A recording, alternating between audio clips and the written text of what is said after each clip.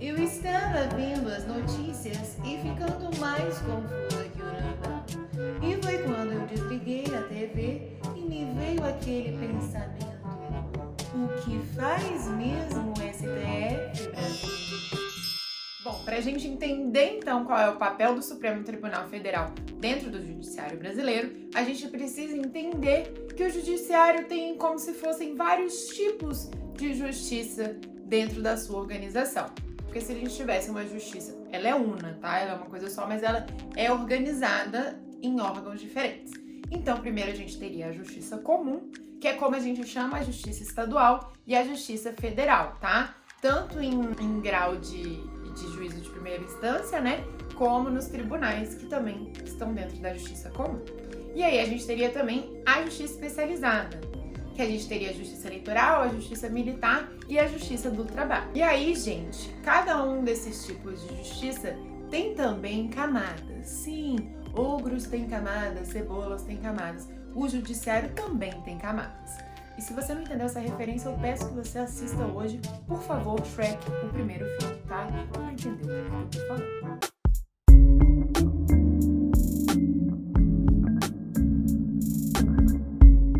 Bom, então a gente pensando nessa sistematização do judiciário como uma cebola com várias camadas. Então, primeiro a gente teria a primeira instância, né? Que seria aquela camada mais de dentro, formada pelos juízes de primeiro grau, os juízes singulares. E aí, depois, a gente iria para o que a gente chama da segunda instância, que seria a próxima camada dessa nossa cebola, que seriam os tribunais estaduais e os tribunais federais, né? Que julgam os recursos que vêm daqueles juízes de primeiro grau. Depois disso, a gente teria mais uma camada da cebola, que seriam os tribunais superiores, que aí já seria um julgamento mais especializado mesmo, e todos eles tendo competências originárias também para julgamentos específicos, né? E aí, depois dessa camada dos nossos tribunais superiores, né, o TST, o TSE, o STM, a gente teria a casca dessa cebola, que seria o Supremo Tribunal Federal, ali mantendo todas essas camadas unidas, harmônicas e coesas. Então, aí você consegue entender que o judiciário então vai se organizando por meio dessas camadas e que o Supremo Tribunal Federal está acima dessas outras camadas, tá? Então é o Supremo Tribunal Federal o órgão máximo do judiciário brasileiro. Ele é literalmente a cerejinha do bolo. Ele é o ápice da nossa pirâmide, já que ele tem como função guardar a nossa Constituição, que é a nossa lei maior, é aquilo que está acima das outras leis.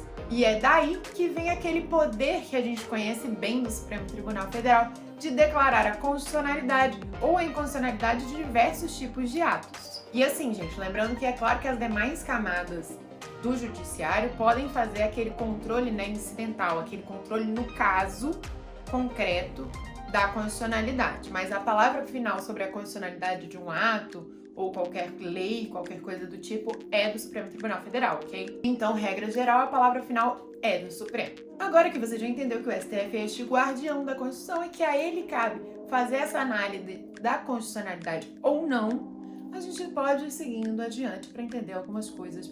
E essa análise que ele faz da constitucionalidade ou inconstitucionalidade é de atos de qualquer um dos poderes, ok? Bom, mas o Supremo Tribunal Federal também julga recursos que vêm das outras camadas, né? O judiciário, além de uma série de outras competências de processos que já começam e terminam no próprio tribunal. E é aí que a gente tem aquelas ações diretas de inconstitucionalidade, as arguições de cumprimento de preceito fundamental, né, as ADPFs, a gente tem a reclamação constitucional também e uma série de outros processos que podem começar e terminar no próprio tribunal. E até abrindo um parêntese aqui, uma coisa que eu já comentei com vocês em outros momentos, né, é sobre a questão do ativismo judicial do Supremo.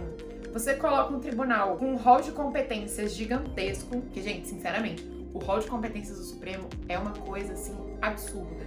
Inclusive, teve uma reportagem com a ministra Carmen Lúcia, em que ela conta de um diálogo que ela teve com uma ministra da Suprema Corte Americana, e aí a ministra da Suprema Corte Americana conversando com ela, perguntou: quantos processos você tem hoje na sua mesa? Aí ela, 135 mil. Aí a ministra americana olhou e falou: 135, né? Você quis? Ela, não, 135 mil. Enquanto isso, a ministra americana julgava, em média, por ano, 60 processos. 73, eu acho que é o número certinho que ela falou. Então, gente, você vê que o nosso judiciário e até o nosso Supremo Tribunal Federal fica cheio de processo em cima por conta, né, dessa judicialização excessiva. Bom, mas voltando ao ponto que estamos falando aqui, que é entendendo o Supremo Tribunal Federal, né? Mas só uma outra curiosidade em relação a isso tudo, estima-se que pelo menos metade da população brasileira esteja em juízo hoje. Ou seja, gente, metade da população brasileira está com algum processo na justiça. Isso é muito louco. Mas agora vamos então à composição e organização do nosso Supremo Tribunal Federal. Bom, o tribunal é composto por 11 ministros, como vocês já sabem, e eles são indicados pelo presidente da República e depois passam por uma sabatina no Senado Federal. Inclusive, eu fiz um vídeo aqui no canal sobre como é indicado um ministro do Supremo. Vale a pena você ir dar uma olhadinha lá se você não sabe ao certo como é. Mas os requisitos para você ser ministro do Supremo é que você tenha entre 35 e 65 anos, uma reputação ilibada e um notório saber jurídico. Lembrando que não é preciso ser formado em Direito para ser ministro do Supremo, mas que são casos raríssimos, até hoje a gente só teve Barata Ribeiro. Mas eu expliquei cada um desses requisitos lá nesse vídeo de como é indicado um ministro do Supremo, tá? Então, essa parte fica lá para outro vídeo. Indo em frente, então, dentro do próprio tribunal, a gente tem 3 órgãos. O primeiro deles é o plenário, que você conhece bem, que são quando os 11 ministros estão reunidos ali para julgar as pautas que cabem ao plenário. A gente tem as turmas, que são 2 turmas de 5 ministros cada uma, né? Ficando de fora dessas turmas o presidente, porque a presidência do Supremo é o terceiro órgão desse tribunal. Inclusive, nesse vídeo que eu citei agora há pouco para vocês de como é indicado o ministro do Supremo, tem uma parte que eu falo sobre a presidência, né, do Supremo Tribunal Federal, que eu fiz na época em que a gente teve a mudança, né? Que deixou de ser o ministro Gilmar e passou a ser o ministro Luiz Fux, e isso aconteceu no ano passado. Então, tá nesse vídeo também. Então, eu quero diferenciar aqui pra vocês o que é julgado pelo plenário da casa, o que é julgado pelas turmas, o papel do presidente nesse bololô todo e fazer com que vocês entendam bem como funciona cada um desses órgãos. Vamos começar então pela presidência, que eu acho que é o órgão mais fácil de entender. Bom, existe um presidente do tribunal e ele é eleito pelo próprio tribunal em votação secreta. Ele exerce um mandato de 2 anos e não pode ser reconduzido, ou seja, ele não tem a reeleição, né? E esse presidente, ele tem a função, né, de representar o Supremo Tribunal Federal perante organismos internacionais, perante os outros poderes, né, na sociedade, digamos assim. Ele também preside as sessões plenárias e ele interfere também na pauta, levando para o plenário pautas importantes na visão dele, né, que ele quer que sejam julgadas. E aí existem outras funções específicas também no presidente do Supremo Tribunal Federal, como presidir o Senado Federal no caso de impeachment, e outras mais específicas que não vale a pena a gente ficar aqui também dialogando. Eu quero que vocês entendam a essência disso tudo. Agora a gente vai então para o plenário do Supremo Tribunal Federal. Ele é formado então pela reunião desses 11 ministros, né? Aquela reunião solene que a gente vê, aquela sala grande, o ministro e o presidente sentado lá atrás, eles todos assim meio nu, sabem do que eu tô falando, né? Que a gente consegue até ver na TV Justiça, tudo mais. Aquele ali é o plenário, quando os 11 estão juntos ali para as votações. E os processos que são levados ao plenário são aqueles que causam alguma divergência ou dentro das turmas, dos tribunais, ou que sejam de extrema importância, que precisem realmente ser ouvidos os 11 ministros para que o tribunal como um todo chegue a uma decisão sobre aquele tema. Então, as ações diretas de inconstitucionalidade, as ADPFs, as ADCs, são julgadas pelo plenário do Supremo Tribunal Federal. E a importância de se ter, né, esse julgamento entre os 11 ministros é porque você precisa de uma quantidade de ministros votando para aprovar maior quando são esses casos, né? Porque a gente está tratando de inconstitucionalidade ou não de normas, então é uma coisa mais séria que normalmente gera efeitos, né, para as outras camadas do judiciário também, né? Não fica só dentro do Supremo. E às vezes pode radiar efeitos até para os outros poderes. As 2 turmas, como eu falei para vocês, são formadas por 5 ministros. E dentro das próprias turmas, a gente tem também um ministro presidente da turma, que é escolhido por quem tem mais tempo dentro da corte, ou seja, por antiguidade. Bom, então, grosso modo, nas turmas são julgados aqueles processos que não tratam especificamente da inconstitucionalidade de uma lei, de um ato, de alguma coisa do tipo. Então é onde a gente tem exercido a maioria da competência recursal do Supremo Tribunal Federal. Então, recursos como recurso extraordinário, agravo de instrumento, o próprio habeas corpus normalmente é julgado pelas turmas, né? só quando às vezes é muito importante o tema que é levado para o plenário, e uma série de outras competências recursais do tribunal, que, como eu disse para vocês anteriormente, é um rol extensíssimo, gente, de competências, sério. E foi, inclusive, na segunda turma que a gente teve o julgamento por meio do habeas corpus da questão da suspeição do Moro, né? A gente teve iniciado o julgamento, mas por conta do pedido de vista do ministro Cássio Nunes, esse julgamento não continuou. Se você não conferiu esse vídeo, foi um vídeo de semana passada, vale a pena dar uma olhadinha. Lá eu expliquei o que pode acontecer, né, com o ex-ministro Sérgio Moro, se ele for de fato declarado suspeito.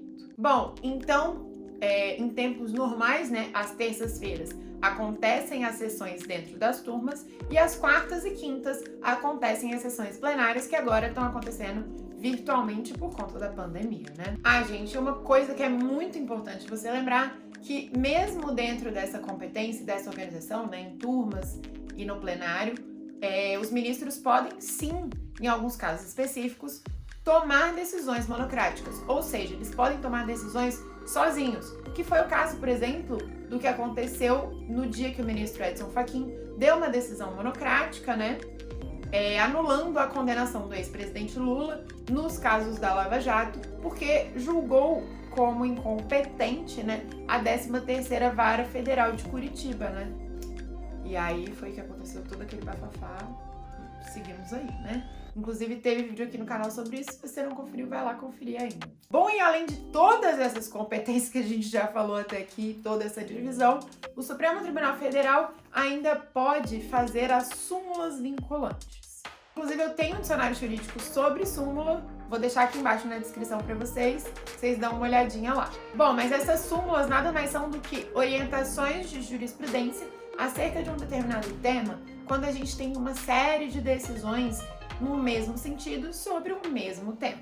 Só que aqui elas são vinculantes porque elas geram efeito para os demais poderes e para as demais camadas do judiciário também. Então elas são enunciados com muita força, sabe? Eles realmente têm ali assuntos muito importantes e que o Supremo colocou ali como consolidado. Porque quando você tem várias decisões no mesmo sentido ali, é necessário às vezes criar uma súmula, alguma coisa do tipo, para que você dê uma celeridade maior para os processos, né? Para que você evite também que fiquem judicializando várias vezes a mesma demanda. Então você acaba desafogando também um pouco o judiciário, né, por meio dessas súmulas. Então, para fazer uma súmula vinculante, precisa ter uma série de decisões repetitivas sobre um tema bem relevante e que seja possível, né, você fazer uma orientação dessa maneira. Bom, agora você já sabe, então, que se for um debate acerca da inconstitucionalidade ou não de uma norma, isso normalmente vai ser julgado pelo plenário.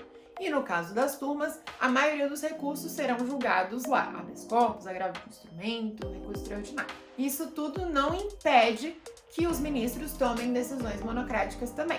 E assim, gente, nada impede também que qualquer ministro da relatoria dele, né, o processo que seja ele relator, afete ao plenário para julgar algum tema que seja importante esse debate, né, que ele ache realmente que seja relevante levar para o plenário e ouvir os 11 ministros nesse caso. Bom, eu espero que agora fique mais fácil para você entender um pouco mais dessas notícias que a gente é bombardeado todos os dias e que sane essas suas dúvidas do poxa, mas aquilo ali foi o plenário, isso aqui foi um ministro sozinho, mas por quê?